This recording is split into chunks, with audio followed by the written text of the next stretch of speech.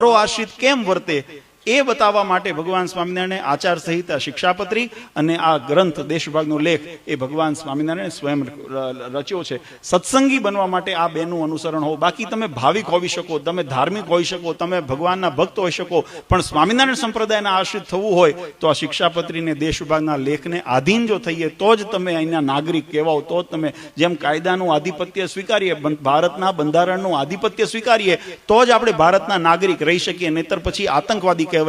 ભારતમાં રહેતા હોય, ખાઓ ભારતમાં, રહો ભારતમાં, પણ બંધારણ ન સ્વીકારો, કાયદા ન સ્વીકારો તો એની તુલના શેમાં થાય? તમે બધા ભણેલા છો ને? હા, મારા શબ્દો કદાચ કોઈ ન સમજાય તો આપ હાથ ઊંચો કરજો, તો આપણે એને બીજી રીતે સમજવા પ્રયત્ન કરશું. પણ ભારતમાં રહેતા છતાં, ભારતમાં શ્વાસ લો છો, ભારતમાં જન્મીને ઉછરીને મોટા થયા અને ભારતનું ખાઓ છો, છતાં પણ ભારતના બંધારણને આદર ન આપો, ભારતના કાયદા વ્યવસ્થાને તમે આદર ન આપો અને તમે મનસ્વી રીતે વર્તો, તો એની ગણના દેશભક્તમાં કે નાગરિકમાં થાય કે આતંકવાદીમાં થાય, એ તમે નિર્ણય કરજો. તો સ્વામિનારાયણ સંપ્રદાયની અંદર જેને આવવું હોય એના માટે શિક્ષાપત્રી ને દેશભાગ લેખ એનો કાયદો અને બંધારણ છે. આ કાયદા અને બંધારણમાં જ્યાં સુધી આપણે ન આવીએ ત્યાં સુધી સ્વામિનારાયણ સંપ્રદાયના આતંકવાદી કહેવાય. આપણે સ્વામિનારાયણ સંપ્રદાયના આતંકવાદી મટીને સ્વામિનારાયણ સંપ્રદાયના સાચા સહેજાનંદી સિંહ થઈને ભગવાનના આશ્રિત થવું છે.